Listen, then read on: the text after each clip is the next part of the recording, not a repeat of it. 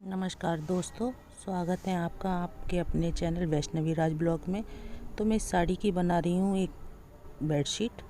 तो ये जो गुलाबी कलर का दिखाई दे रहा है ये पल्ला है साड़ी का, और ये ब्लैक कलर का जो प्लेटें बनती हैं वो है।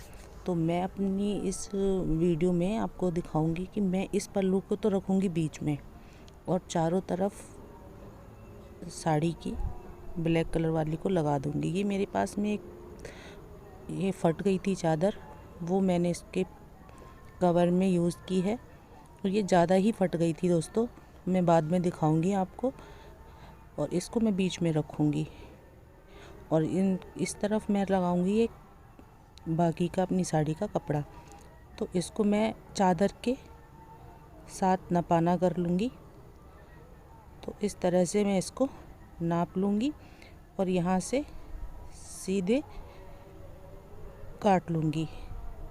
और काटने के बाद में मैं फिर इसको डबल करके, जो साइड का कपड़ा जो लंबा करके लगेगा, जब मैं आपको बना के दिखाऊंगी तो समझ में आएगा कि मैं किस तरह से काटने की बात कर रही थी। तो मैं यहाँ पे उसको लंबाई में काट लूँगी।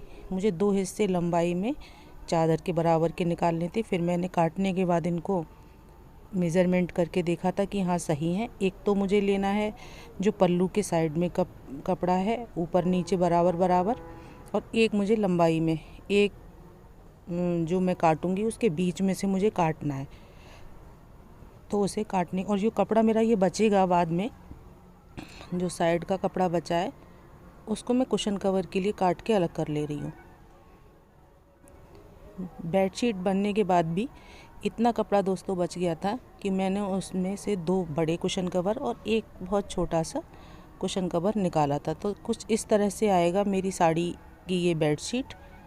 देखिएगा, मैंने आपको वैसे ही लगा के बताई है, अभी मैंने सिला नहीं है।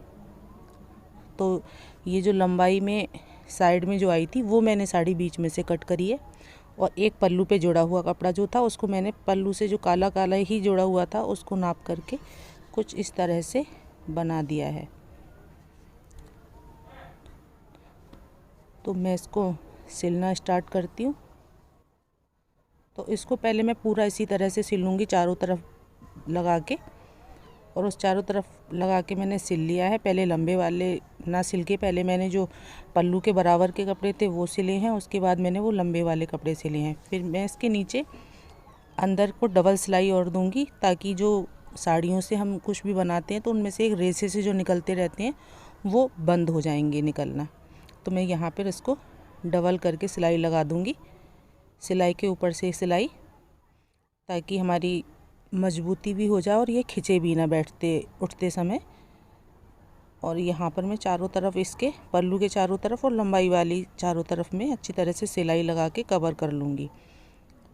बेडशीट को भी मैंने अटैच कर लिया था अंदर। पहले तो मैंने उल्टा साइड सिला था पूरा, और एक पीछे का एक बलस्त का बिना सिले हुए छोड़ दिया था। तो मैंने फिर उसको सीधा करा बेडशीट को।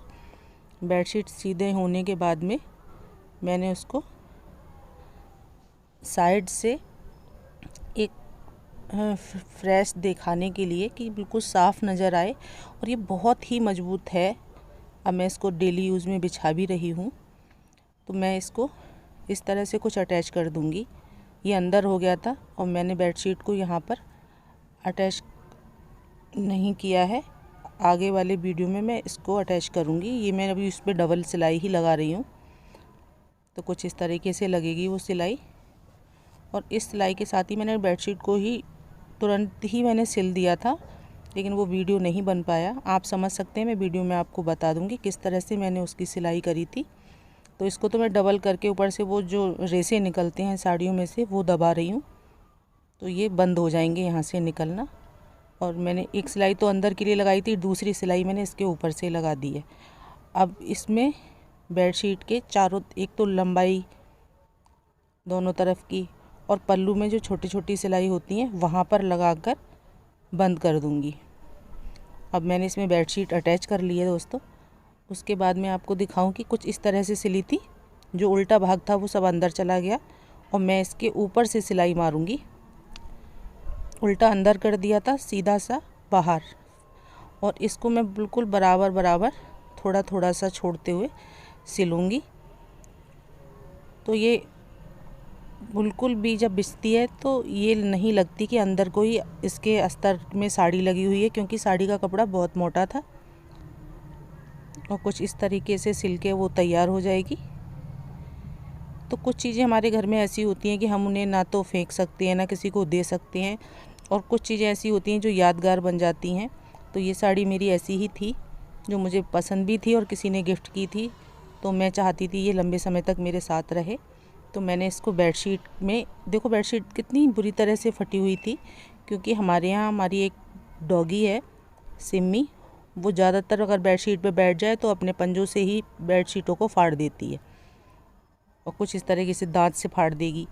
तो ये चीज़ें किसी अस्तर वगैरह में काम आराम से बेडशीटें आ जाती हैं, और ये इतनी महंगी बेडशीटें भी नहीं होती।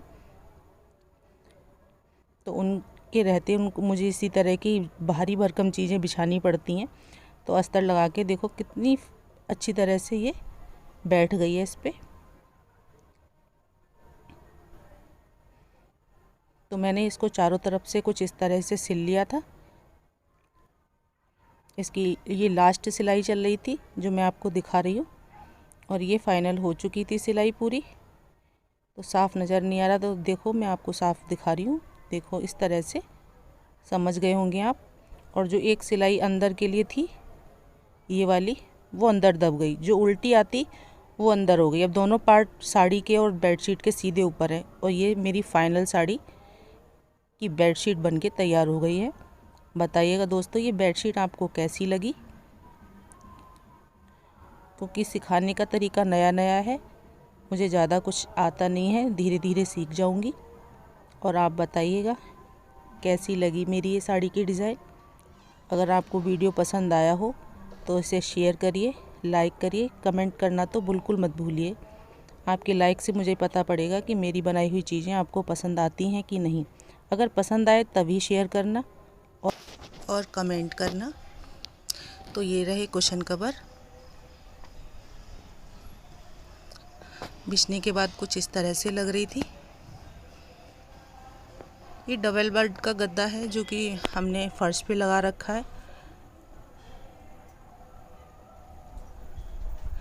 तो बताना दोस्तों मेरी बनाई हुई बेडशीट आपको कैसी लगी। और मैं इनके साथ एक गुलाबी कलर के फूलों का तकिया और बनाने वाली हूँ दोस्तों। मैं उसको भी आपके साथ शेयर करूँगी कि वो मैंने तकिया किस तरह से बनाया था, ताकि इसका पूरा मैच बहुत अच्छे से आ जाए। मुझे अच्छा लगा, बताना आपको कैसा लगा।